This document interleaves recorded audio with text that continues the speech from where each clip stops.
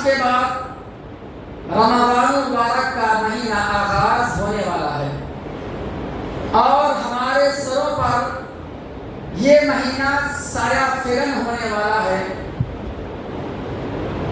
اس بات پر اللہ تعالیٰ کا جتنا شکر ادا کیا جائے کم ہے۔ کیوں؟ اس لیے کہ رمضان المبارک کا مہینہ پا لینا یہ ہماری ایک بہت بڑی نعمت ہے۔ کیوں؟ اس لیے کہ یہ وہ مہینہ ہے کہ جس مہینے کے اندر پورے کے پورے 30 دن، پورے ایک مہینہ جنت کے دروازے کو کھول دیا جاتا ہے اور جہنم کے دروازے کو بند کر دیا جاتا ہے۔ ایک بھی دروازہ جہنم کا نہیں کھلتا اور ایک بھی دروازہ جنت کا بند نہیں ہوتا، سارے دروازے کھلے رہتے ہیں۔ اور یہی نہیں بلکہ اس مہینے میں اللہ تعالیٰ کے حکم سے سرکش شیاطین کو جکڑ دیا جاتا ہے۔ لہذا جیسے وہ عام دنوں میں گمراہ کرتا ہے، اس مہینے میں گمراہ کرنے کی کوشش نہیں کر سکتا۔ یہ وہ عظیم مہینہ ہے کہ اس مہینے میں اگر کوئی پا لیا اور اس مہینے کی قدر کرتے ہوئے اللہ کی عبادت کی تو گویا کہ سارے بھلائیوں کو، سارے خوبیوں کو وہ اپنی زندگی میں حاصل کر لیا۔ یہ وہ عظیم مہینہ ہے کہ اس مہینے میں اللہ تعالیٰ نے قرآن مجید کو بھی نازل کیا۔ یہ وہ مہینہ ہے کہ اس مہینے میں اگر کوئی عمرہ کرتا ہے تو حج کے برابر ثواب ملتا ہے۔ یہ وہ مہینہ ہے کہ اس مہینے میں ایک رات آتی ہے جسے ہم اور آپ شب قدر کے نام سے یاد کرتے ہیں کہ اگر کوئی اس ایک رات کو پا لیا گویا کہ اس نے 1000 مہینے کے ثواب کو پا لیا۔ یہ وہ مہینہ ہے کہ اس مہینے کی ایک رات لیلۃ القدر کو پا لینے سے 80 پر 4 سال چند مہینے کی عبادت کا ثواب مل جاتا ہے۔ لہذا ہم مسلمانوں کو چاہیے کہ اس مہینے کی غنیمت کرتے ہوئے اور اس مہینے کی قدر کرتے ہوئے جتنی زیادہ سے زیادہ ہو سکے عبادت میں بڑھ چڑھ کر حصہ لینا چاہیے۔ یہ مہینہ ہمارے لیے نیکیوں کا موسم بہار ہے، نیکیوں کا آفر آیا ہے۔ لہذا اس آفر والے مہینے کو غفلت میں، لاپرواہی میں، بیزاری میں اور نایانی میں نہیں گزرنی چاہیے۔ یہ مہینہ سب سے بڑی بات یہ ہے کہ یہ مہینہ ہماری نعمت کس اعتبار سے ہے؟ آپ اس سلسلے میں ایک حدیث سماعت فرمائیں۔ حدیث راوی طلحہ بن عبید اللہ رضی اللہ عنہ وہ کہتے ہیں، یہ جامع ترمذی اور ابن ماجہ اور مسند احمد میں حدیث ہے۔ طلحہ بن عبید اللہ رضی اللہ عنہ کہتے ہیں کہ ایک دفعہ میں نے رات کو خواب دیکھا۔ خواب میں یہ دیکھا کہ میں نے 2 آدمی کو دیکھا، وہ 2 آدمی ایک ساتھ اسلام قبول کیا، ایک ساتھ مسلمان ہوا اور ان میں سے ایک آدمی زیادہ عبادت کرتا تھا، یعنی نفلی عبادت کا زیادہ اہتمام کرتا تھا، اس لیے کہ فرض نماز تو ہر کسی پر ضروری ہے، وہ تو معاف نہیں ہوتا۔ فرض نماز کے علاوہ، فرض عبادت کے علاوہ نفلی عبادت زیادہ کرتا تھا اور وہ اللہ کے راہ میں شہید ہو گیا۔ اور شہداء کرام کا مقام بہت بڑا ہے، بہت بڑا درجہ ہے، اور اس کے ساتھ جو دوسرا آدمی مسلمان ہوا تھا ان کے 1 سال کے بعد انتقال ہوتا ہے۔ لیکن میں خواب میں یہ دیکھ رہا ہوتا ہوں کہ ایک آدمی جو 1 سال کے بعد مرا ہے وہ جنت میں پہلے چلا گیا۔ اللہ اکبر۔ اور جو پہلے مرا تھا وہ بھی شہید مرا تھا، شہادت اب یہ معاملہ صبح کو نبی اکرم صلی اللہ علیہ وسلم کے پاس لے جایا گیا اور پورا واقعہ پورا ماجرا سنایا گیا تو اللہ کے نبی اکرم صلی اللہ علیہ وسلم کہنے لگے کیا تم کو اس بات پر تعجب ہوتا ہے، افسوس ہوتا ہے؟ کیا تجھے نہیں معلوم کہ 1 سال بعد میں جو مرا تھا اس کی نیکیاں زیادہ ہو گئی؟ کیسے؟ 1 مہینہ کا رمضان کا روزہ پایا، پھر 1 سال عبادت کا مہینہ پایا، اور 1 سال کے اندر اتنی ساری نمازیں ان کو ملی، تہجد کی نماز ملی، تراویح قیام اللیل ملا، رمضان کا روزہ ملا، رمضان کا مہینہ پایا، شب قدر کا مہینہ پایا، اس قدر اتنی ساری نیکی 1 سال میں وہ بٹور لیا، تو بھلا بتاؤ 1 سال کی نیکیاں کہاں جائے گی؟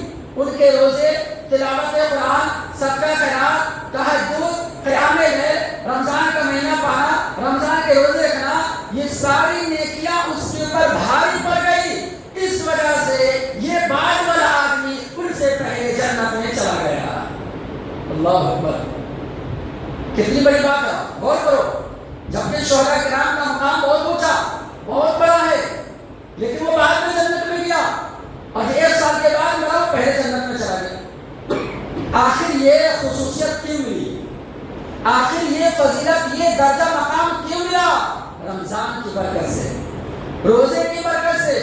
اس لیے مسلمان بھائیوں، رمضان کا مہینہ ہماری زندگی میں ملا ہے، اس کو غنیمت جانیں۔ کتنے دوست احباب ایسے ہیں، کتنے رشتہ دار ایسے ہیں جو گئے سال، گزرے ہوئے سال ہمارے ساتھ رمضان میں گزارے، لیکن کتنے دوست ان سال رمضان میں نہیں ہیں، دنیا سے چلے گئے، اور پتہ نہیں اس مہینے کے بعد ہم میں سے کون آدمی آگے سال رمضان میں زندہ رہتا ہے وہ بھی پتہ نہیں، کون سب سے پہلے اللہ کے راہ میں چلا جاتا ہے، کس کی موت پہلے آ جاتی ہے، اس کی کوئی گارنٹی نہیں۔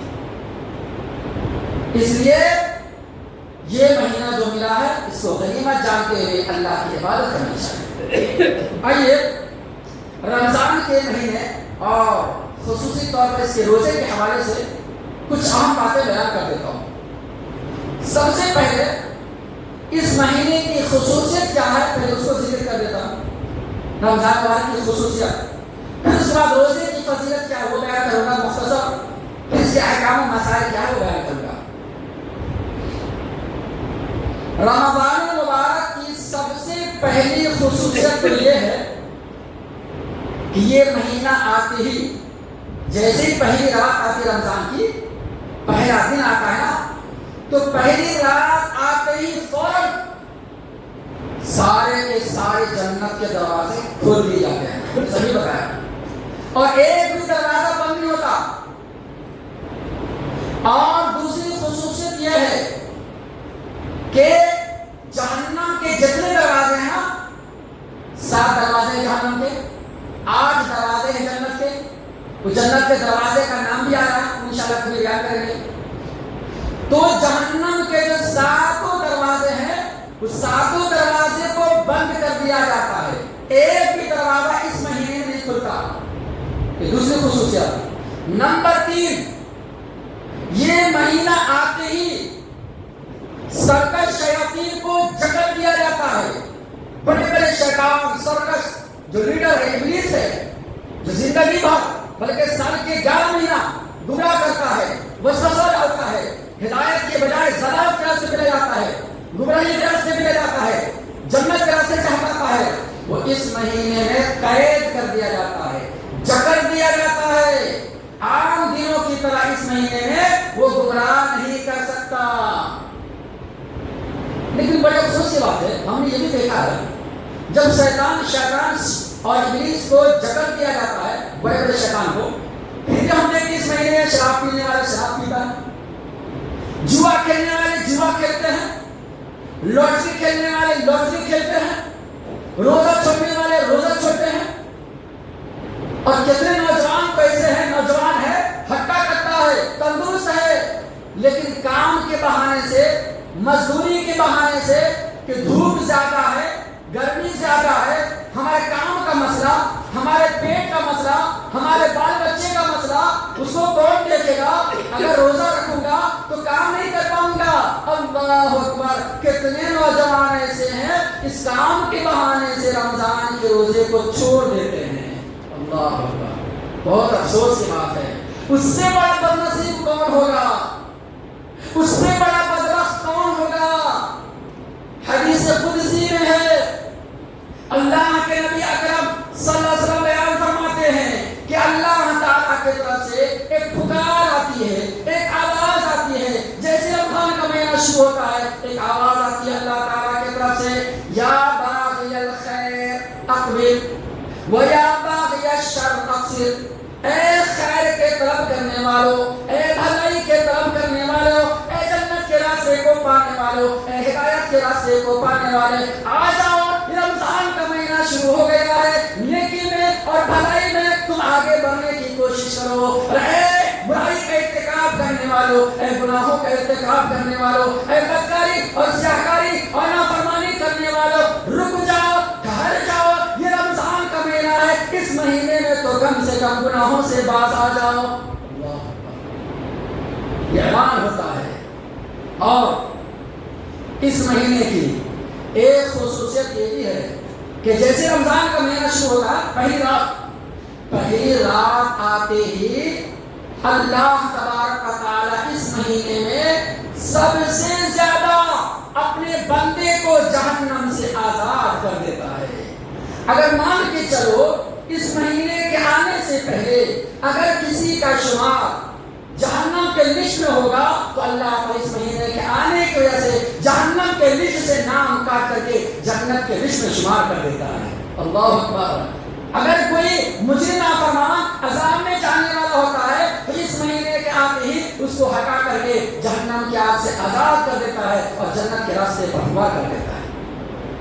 یہ مہینہ اسی طریقے سے اس مہینے کی ایک خوبی، ایک خصوصیت یہ بھی ہے کہ یہ نزول قرآن کا مہینہ ہے۔ قرآن مجید کسی مہینے میں نازل ہوا، کسی اور مہینے میں نہیں۔ لیکن ایک سوال ہو سکتا ہے کہ قرآن مجید اس مہینے میں نازل ہوا تو رمضان کا مہینہ سال میں ایک بار آتا، شب قدر تو سال میں ایک بار آتی ہے، لیلۃ القدر۔ لیکن یہاں دیکھا گیا کہ قرآن مجید ٹوٹل 20 پر 3 سال کے اندر اللہ کے نبی کو اترا نہیں اترا؟ وہ قرآن اترنے میں 20 سے 3 سال لگنے لگا، اور اللہ کہتا ہے کہ رمضان کے مہینے قرآن اتار دیا۔ شہر رمضان الذی انزل فیہ القرآن ھدی للناس وبینات من الھدی والفرقان۔ رمضان کا مہینہ وہ مہینہ ہے جس میں قرآن کو اللہ نے نازل کیا اور ساری دنیا والوں کے لیے ہدایت کی کتاب، بینات والی کتاب، واضح دلائل والی کتاب اللہ نے اسی مہینے کے اندر اتارا ہے۔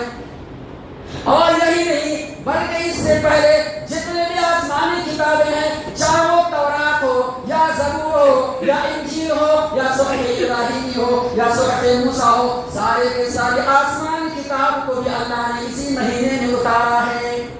اللہ اکبر! کیا کہتے ہیں؟ کتنی بڑی فضیلت ہے۔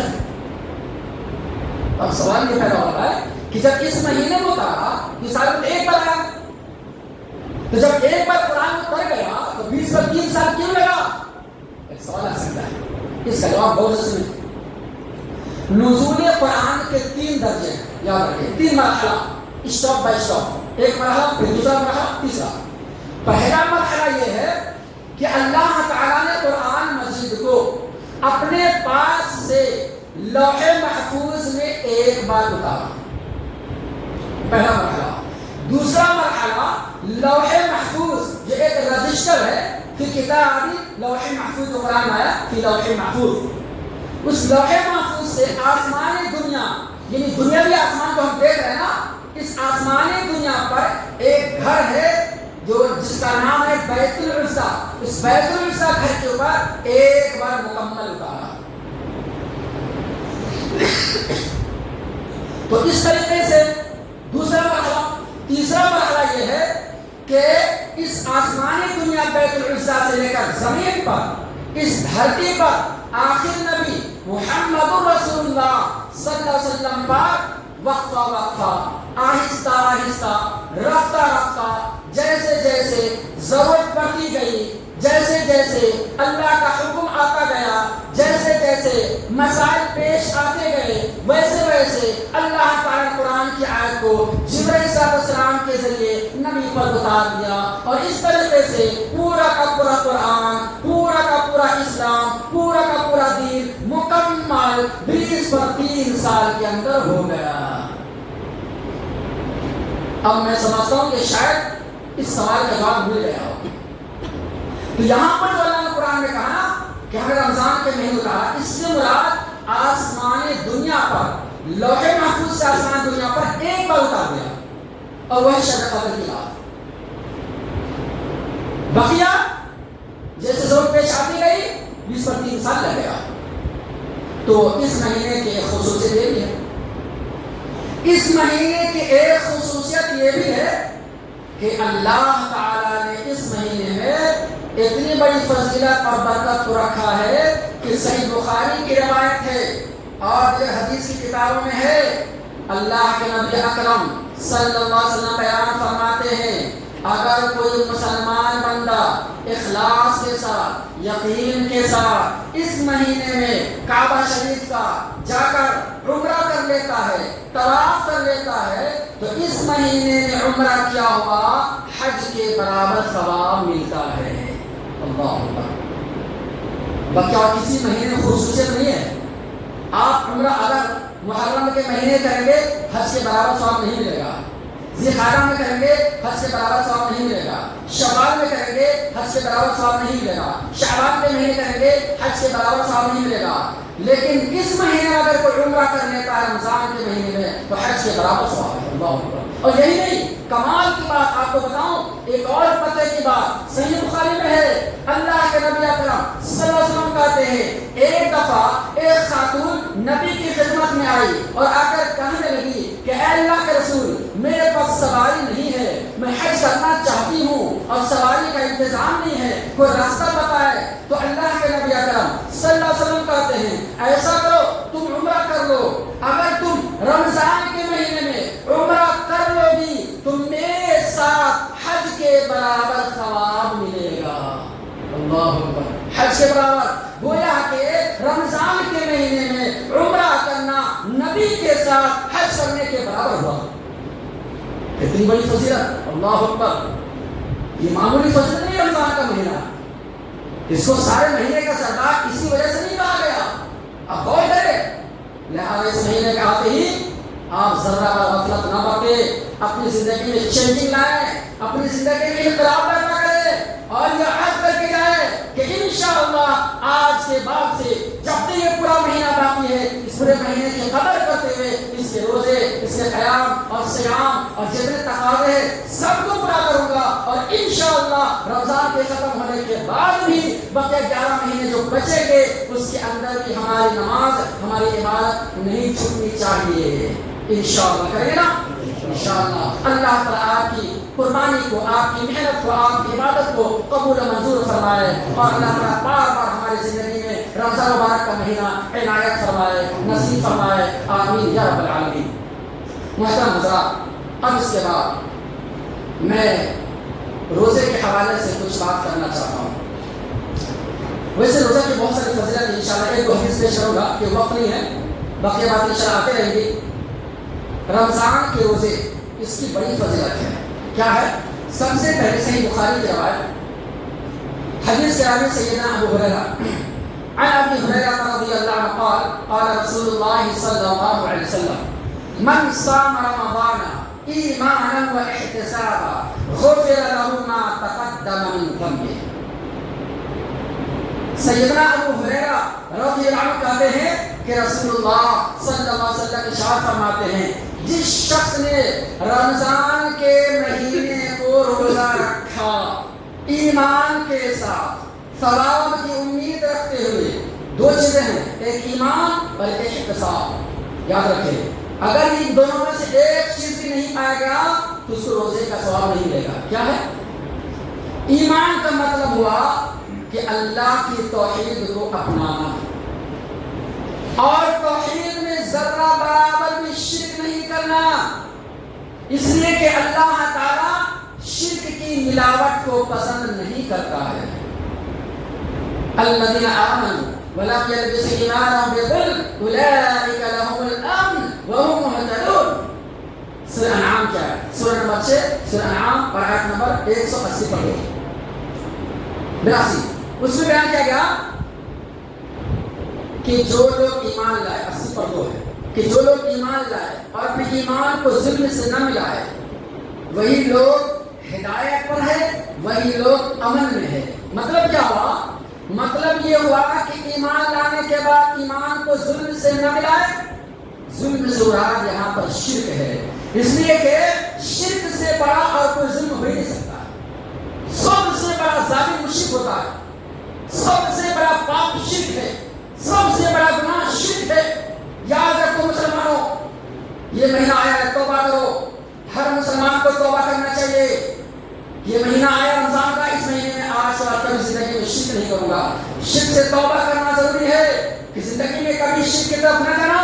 توحید ہماری پکی ہونی چاہیے، ایمان ہمارا پکا ہونا چاہیے، عقیدہ ہمارا پکا ہونا چاہیے۔ جب تک ہمارا عقیدہ صحیح نہیں، ہمارا ایمان مضبوط نہیں، ہماری توحید مضبوط نہیں ہے، لاکھ نماز پڑھ لو، روزہ کرو، حج کر لو، عمرہ کر لو، اللہ طرف سے نیکی کو کبھی قبول نہیں کرتا ہے۔ کیوں؟ دو ٹوک فیصلہ ہے، قرآن مجید کا فیصلہ ہے، یہ میرا آپ کا فیصلہ نہیں، اللہ کا حکم ہے۔ لئن اشرکت لیحبطن عملک ولا تکونن من الخاسرین۔ اگر کوئی بندہ شرک کر کے نیک عمل کرتا ہے، مشرک ہو کر بھی نماز پڑھتا ہے، مشرک کرتے ہوئے اگر روزہ رکھتا ہے، شرک کی حالت میں صدقہ خیرات کرتا ہے، شرک کی حالت میں اور اگر کوئی نیکی کا کام کرتا ہے، تو شرک کی وجہ سے اس کی ساری نیکی کو اللہ ملیا میٹ کر دیتا ہے، اس کی نیکی کو برباد کر دیتا ہے اور اسے جنت نہیں مل سکتی۔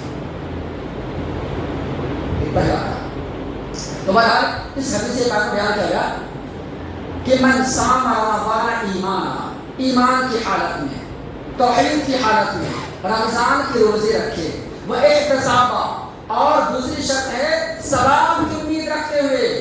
اللہ سے امید رکھنا چاہیے، اللہ کی محبت میں، اللہ تعالیٰ سے ملنے کی شوق میں اور ثواب کی امید میں کہ میں رمضان کا روزہ جو رکھ رہا ہوں اللہ مجھ سے ثواب دے گا، اللہ تعالیٰ اجر عطا فرمائے گا، قیامت کے اللہ تعالیٰ ہمارے بیڑے کو پار کرے گا، جنت میں داخل کرے گا۔ اس امید سے اگر رمضان کا روزہ رکھتا ہے تو نبی فرماتے ہیں کہ اللہ تعالیٰ ان کے پچھلے سارے گناہوں کو معاف فرما دیتا ہے۔ اللہ اکبر۔ غفر لہ ما تقدم من ذنبہ، پچھلے سارے خطاؤں کو، لغزشوں کو، گناہ صغیرہ کو اللہ معاف کر دیتا ہے۔ یہ روزے کی برکت ہے۔ اور ایک دوسری حدیث میں ایک باضابطہ حدیث قدسی ہے جس میں فرمایا گیا کہ اللہ تعالیٰ فرماتا ہے الصوم لی وانا اجزی بہ، کہ روزہ میرے لیے ہے اور میں اس کا بدلہ دوں گا۔ اللہ اکبر۔ کسی بھی عبادت کے لیے اللہ نے یہ نہیں کہا ہے کہ یہ نیکی میرے لیے ہے۔ بتاؤ نماز اللہ کے لیے ہے یا نہیں؟ بے شک ہے۔ قرآن مجید کی تلاوت اللہ کے لیے ہے یا نہیں ہے؟ بے شک ہے۔ صدقہ خیرات اللہ کے لیے ہے یا نہیں ہے؟ بے شک ہے۔ ہر سارے اعمال، حج عمرہ، یہ سب اللہ کے لیے کیا جاتا ہے، اللہ کو راضی خوش کرنے کے لیے، اللہ کے لیے ہوتا ہے۔ لیکن یہاں کیوں اللہ تعالیٰ کہا کہ روزہ میرے لیے ہے؟ کیا نماز اللہ کے لیے، غیر اللہ کے لیے؟ ہرگز ہرگز نہیں، ساری عبادتیں اللہ کے لیے ہے۔ لیکن یہاں روزے کے بارے میں کیوں کہا کہ روزہ میرے لیے ہے اور میں اس کا بدلہ دوں گا؟ اس کی وجہ یہ ہے کہ دیکھو نماز پڑھتے ہیں، جماعت کے ساتھ ادا کرتے ہیں، اجتماعی شکل میں ادا کرتے ہیں، اس میں ریاکاری کا شعبہ ہو سکتا ہے، دکھلاوے کا شعبہ ہو سکتا ہے۔ ہم نام کمانے کے نماز پڑھ سکتے ہیں، لوگ دیکھیں گے لمبا رکوع کر لو، لمبا سجدہ کرو، ہاں صدقہ خیرات کر رہے ہیں، اس میں ریاکاری کا شعبہ ہو سکتا ہے، لوگوں کو دکھلاوے کے لیے ہم صدقہ خیرات کر رہے ہیں، زکات دے رہے ہیں، حج عمرہ کرنے گئے، دکھلاوا ہو سکتا ہے، ریاکاری کا شعبہ ہو سکتا ہے، ریاکاری کا چانس ہو سکتا ہے، اور کرنے والے کرتے بھی ہیں۔ حج کر کے زندگی میں ایک بار اور اپنے گھر کے دروازے پہ لکھ دیا فلاں حاجی بابا صاحب۔ بھائی اب سے 70 سال پہلے تو کبھی حاجی کا ٹائٹل نہیں لگا تھا، اور زندگی میں ایک بار حج کر کے آ گئے تو ٹائٹل لگ گیا حاجی صاحب، ماشاءاللہ، اوپر سے کھانے پینے کا انتظام، پارٹی۔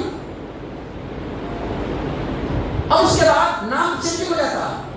اب پوچھو بھائی فلاں صاحب کہاں گئے، کون فلاں صاحب، ارے فلاں حاجی صاحب، فلاں حاجی صاحب کو بلاؤ، فلاں حاجی صاحب کو یہ کرو. اب آج کے بعد نام بھی بدل گیا، عبد الرحمان کی جگہ حاجی صاحب رکھ گیا. اچھا یہ بتاؤ، حج سب سے بڑی عبادت ہے کہ نماز سب سے بڑی عبادت ہے؟ توحید کے بعد نماز سب سے بڑی عبادت. نماز فرض ہے، کمپلسری. حج تو زندگی میں ایک بار ہوتا ہے، وہ بھی مالدار پیسے والے تو کرنے کی لیتے نہیں. لیکن اس کے باوجود بتاؤ، کوئی آج تک عقل کا دشمن کہتا ہے نمازی صاحب ادھر آؤ، ارے میری 5 وقت نماز پڑھتے بولا چلا نمازی صاحب ادھر آؤ، قاضی صاحب ادھر آؤ، اور زندگی میں ایک بار حج کرنے کا حاجی صاحب، یہ لیول لگ گیا. غلط، یہ یکانی ہے، یہ دکھلاوا ہے، یہ گناہ کبیرہ ہے. اللہ کے یہاں اس کی عبادت قبول نہیں ہوتا. بہرحال تو کہنے کا مطلب یہ جتنی نیکی ہے نا اس میں ریاکاری ممکن ہے، دکھلاوا. لیکن روزہ ایسی چیز ہے نا اس میں ریاکاری نہیں ہے. آدمی اکیلے ہے، گھر میں اکیلا ہے، تنہائی میں ہے، کوئی سامنے نہیں، نہ باپ ہے، نہ بیٹا ہے، نہ ماں ہے، نہ بہن، کوئی نہیں. اکیلا وہ اللہ ہے. بتاؤ اگر اس کے دل میں خیال آئے گا تو روزہ توڑ سکتا ہے، جوس پی سکتا ہے، شربت پی سکتا ہے، روزہ کو توڑ سکتا ہے، کھا سکتا ہے. لیکن نہیں کھا رہا ہے، کیوں؟ اس کا دل گوارا نہیں کر رہا ہے. کیوں؟ اس لیے کہ اللہ کی وجہ سے روزہ رکھا ہے، اللہ کے ڈر اور اللہ کے خوف کی وجہ سے. اللہ اکبر. تو اللہ کہتا ہے میرے بندے تم نے مجھ کو راضی کرنے کے لیے روزہ رکھا ہے، میرے ڈر کی وجہ سے رکھا ہے، تو جاؤ اس کا اتنا بڑا ثواب میں دوں گا قیامت کے دن کہ تم کو اس کا اندازہ بھی نہیں ہوگا. اس سے اللہ نے کہا الصوم لی، روزہ میرے لیے ہے، وانا اجزی بہ، اور میں اس کا بدلہ دوں گا. اللہ اکبر. وقت ہو گیا، کیا کہوں. اب آگے کچھ اور باتیں سن لیں. دیکھیے رمضان کے تعلق سے ایک سب سے بڑا مسئلہ ہے نیت کا. بہت سارے لوگ نیت میں گڑبڑ کرتے ہیں. کیا کرتے ہیں؟ نیت کرتا ہوں میں کل کے دن کے روزہ رکھنے کی، سیری کھائیں گے، گوٹے نیت کریں گے، جبکہ زبان سے الفاظ ادا کر کے نیت کرنا بدعت ہے. انما الاعمال بالنیات، ہر عمل کے لیے نیت ضروری ہے، لیکن نیت دل کے ارادے کا نام ہے. زبان سے اگر ظاہر کرتے وہ نیت نہیں رہا. ایسا جملہ قرآن حدیث سے ثابت نہیں ہے. تو پہلے یہ کلیئر کر لیں. دوسری بات یہ ہے، بہت سارے مسلمان بھائی غلطی کرتے ہیں کہ جب سحری کھائیں گے نا تو سحری کھاتے ہو نیت کریں گے، وہ بھی الفاظ نئے الفاظ کے ساتھ. کیا کرتے؟ بصوم غد نویت من شہر رمضان. بڑے پڑھتے ہی پڑھتے نیت کرتا ہوں میں کل کے دن کے روزہ رکھنے کا.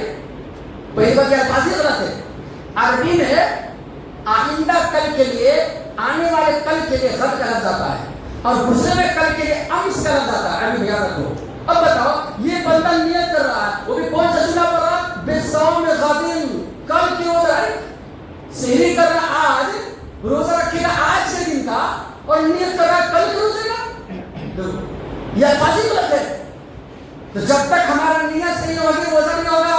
یاد رکھو ابو داؤد کی روایت ہے کہ فرض روزے کے لیے فجر کی اذان سے پہلے فجر کا وقت ہونے سے پہلے پھر نیت کرنا ضروری ہے. اگر نیت نہیں کیا تو اس کا روزہ قبول نہیں ہوگا.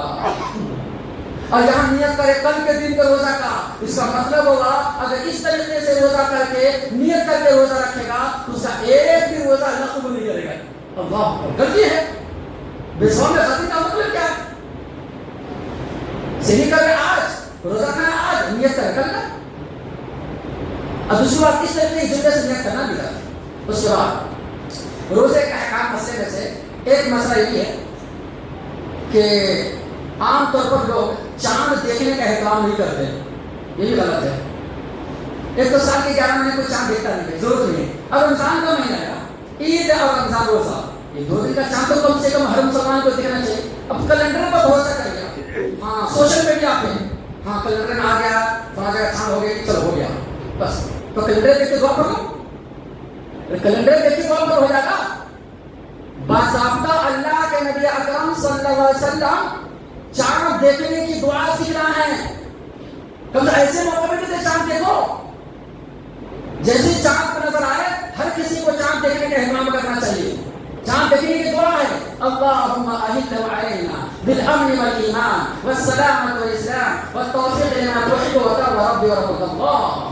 اس کا مطلب کیا؟ اے اللہ اس چاند کو ہمارے لیے امن کے ساتھ، سلامتی کے ساتھ نمودار فرما، سلامتی کے ساتھ دکھلا دے، اور ہماری زندگی میں، ہمارے اس مہینے میں سلامتی سلامت رہے. اللہ اکبر. یہ چاند، اے چاند تیرا رب بھی اور میرا رب بھی اللہ تعالیٰ ہے. تو چاند دیکھنے کا اہتمام کرے, دعا پڑھے, نہیں کوئی عادت دعا سیکھے, صرف کیلنڈر پر یا سوشل میڈیا پر یا فیس بک پر جسے بادشاہ پہ نہ بھروسہ کرے. بس آپ کو سکھایا گیا. ہاں چاند نظر نہ آئے, کہیں سے سچی خبر مل جائے تو اس کو لینا چاہیے. یہ دوسرا مسئلہ. روزے کے تعلق سے تیسرا مسئلہ جو اہم مسئلہ یہ ہے کہ دیکھو ہم صبح سے شام تک بھوکے پیاسے رہتے نہیں. صبح 7 سے لے کر غروب آفتاب پر کھانا پینا نہیں ہے, بیوی سے ہم بستری نہیں کرنا, ملنا نہیں ہے, سب سے بچ کے رہنا ہے, جھوٹ نہیں بولنا ہے, دھوکہ نہیں دینا ہے, غیبت نہیں کرنی ہے, چوری نہیں کرنی ہے, برائی نہیں کرنا ہے. ان تمام چیزوں سے بچ کے رہیں گے تب ہمارا روزہ اللہ قبول کرے گا. ان میں سے ایک یہ بھی ضروری ہے کہ شام کے وقت جب افطاری کرنے بیٹھتے نا تو ہماری افطاری حلال کمائی سے ہونی چاہیے. یہ بھی آپ لوگوں کو پائیں. آج کل کیا ہے پتہ نہیں, افطار پارٹی آ جاتا ہے. اب ہر رمضان کے میں دیکھنا اکثر مسجد میں افطار پارٹی کہاں سے بھائی, فلاں نیتا کی طرف سے, فلاں بابا کی طرف سے, فلاں کی طرف سے, اور اس کی کمائی حلال ہے یا حرام کچھ دیکھتے نہیں ہے. ہاں پیسے والے ہیں, دولت والے ہیں, شہرت والے ہیں, عزت والے ہیں, ہاں چلو افطار پارٹی کر دیا. اب مسجد بیٹھے فلاں کے افطار پارٹی آیا, افطار کی دعوت ملی, بیٹھے کھانا شروع کر رہے ہیں. اور آگے پیچھے ہم نے سوچا نہیں کہ حلال کمائی ہے کہ حرام کمائی ہے, جائز کمائی ہے کہ ناجائز کمائی ہے. صبح سے شام کا ہمارا بھوکا پیاسا بیکار ہو جائے گا, کوئی فائدہ نہیں ہے. لہٰذا افطار پارٹی اگر کہیں سے آئے مسجد کے نام پر, روزہ داروں کے نام پر, تو پہلے اس کو چیک کر لیا کرے, دیکھ لیا کرے حلال کمائی ہے نہیں, ورنہ صبح سے شام کا ہمارا بھوکا پیاسا بیکار ہے. کیوں؟ نبی کی حدیث یاد رکھو, کہ میں نہیں کہہ رہا ہوں, اللہ کے نبی بیان فرماتے ہیں کہ جو کوئی بندہ حرام کمائی کا ایک لقمہ کہا, 50-10 لقمہ نہیں, ایک نوالا اگر پیٹ میں جاتا ہے تو اس کی 40 دن کی عبادت قبول نہیں ہوتی ہے. اللہ اکبر.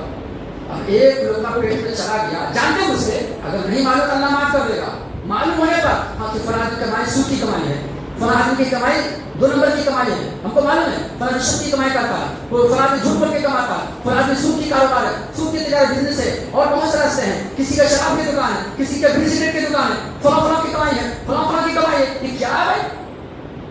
معلوم ہے جان بوجھ کر ایسا کریں گے تو 40 دن ہماری عبادت قبول نہیں. یہ 40 دن کا روزہ رکھنا بیکار. مہینہ ہوتا ہے 30 دن کا, لیکن اور 40 دن بتاؤ کیا فائدہ؟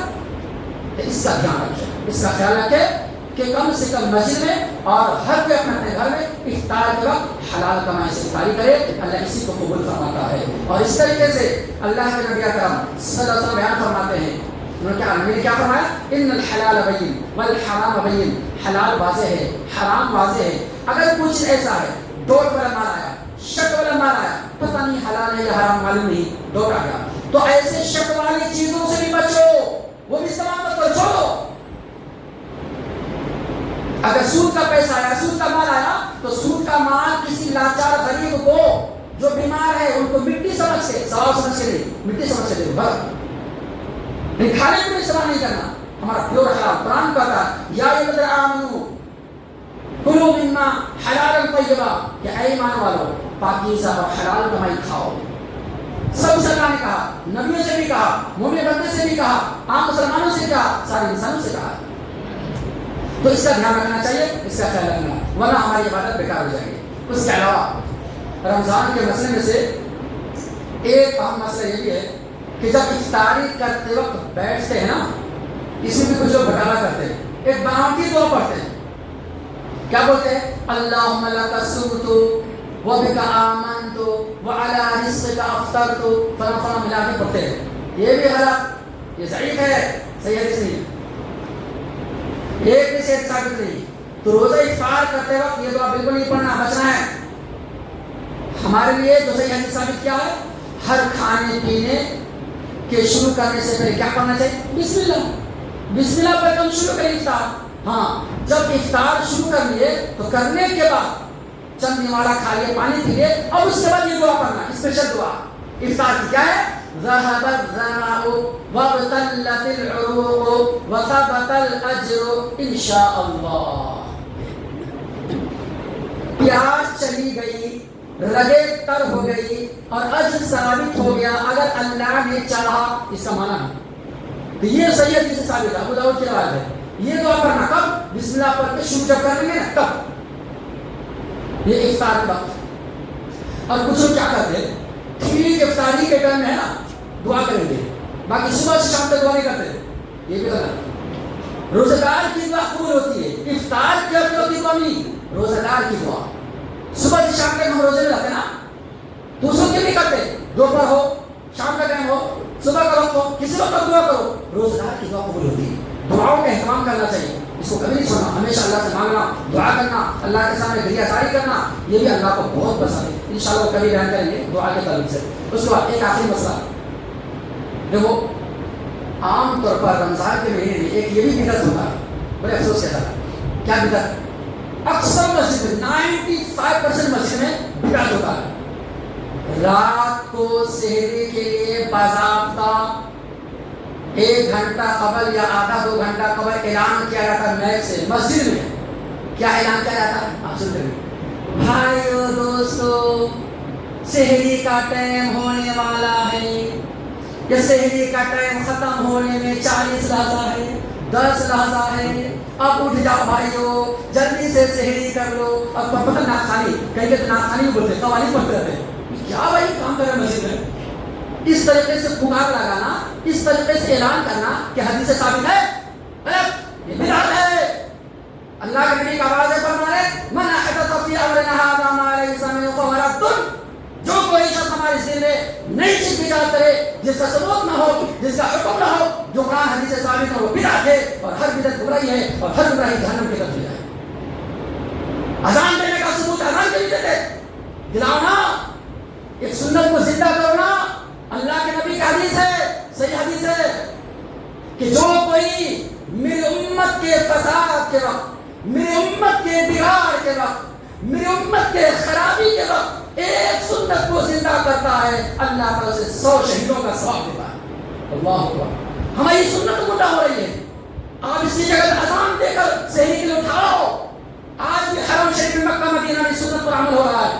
سعودی عرب کے اندر سحری کے لیے الگ مؤذن اور فجر کی نماز سے الگ مؤذن. بلال حبشی رضی اللہ تعالیٰ عنہ وہ اذان دیتے تھے، کس کے لیے؟ سحری کے لیے، لوگوں کو جگانے کے لیے، سحری کھانے کے لیے. اور عبداللہ ابن مکتوم رضی اللہ عنہ صحابی وہ اذان دیتے تھے فجر کی نماز کے لیے. یہ صحیح بخاری کا حدیث ہے. اذان دے کر لوگوں کو اٹھا آگاہ کرو، یہ سنت ہے. 90% مسجد سے مردہ ہو گیا ہے. اس سنت کو زندہ کرنے کی ضرورت بھائیو، اس کو آگاہ کرو. کتنا دن لگے گا اذان دینے میں؟ 3 منٹ، بس 3 منٹ 4 منٹ ختم. یہ سنت کو نہ کرو. انشاءاللہ آج سے سنت زندہ کیا جائے، کریں گے انشاءاللہ، ضرور کرنا ہے. اللہ ثواب دے گا، 100 شہیدوں کا ثواب دے گا. وقت ہو گیا ہے، میں نہیں چاہتا بات کو آگے بڑھاؤں، وقت کے بعد انشاءاللہ پھر آئندہ بیان کیجیے. اللہ سے دعا کرے اللہ تعالیٰ تمام مسلمانوں کو دین کی صحیح سمجھ اور نیک عمل کی توفیق عطا فرما. اے اللہ فضل کا، کرم کا، رحم کا معاملہ فرما. اے اللہ جن مسلمان بھائیوں نے دعا کے لیے کہا ہے، لکھا ہے، یا ان کا میرے اوپر حق ہے یا دعا کی امید رکھتے ہیں، اے اللہ ان سب کو اپنے اپنے جائے مقاصد میں کامیابی نصیب فرما. اے اللہ فضل کا، کرم کا، رحم کا معاملہ فرما. اے اللہ ہم تمام مسلمان کی جان کی، مال کی، عزت کی، آبرو کی، یقین کی، عمل صالح کی پوری حفاظت فرما. اے اللہ ہم تمام مسلمانوں کو حلال کمائی اختیار کرنے کی توفیق عطا فرما، حرام کمائی سے بچنے کی توفیق عطا فرما. اے اللہ ہمارے سب کے مال و دولت میں برکت عطا فرما، ہماری زندگی میں برکت عطا فرما، ہماری اولاد میں رشتہ و برکت عطا فرما. اے اللہ ہمارے وقت نماز جماعت کے ساتھ ادا کرنے کی توفیق عطا فرما. اے اللہ ایمان پر، توحید پر ہمارا خاتمہ نصیب فرما. اے اللہ مرنے کے بعد قبر کے عذاب سے حفاظت فرما. اے اللہ تمام مسلمانوں کو قیامت کے دن جنات الفردوس میں داخل نصیب فرما. آمین یا رب العالمین.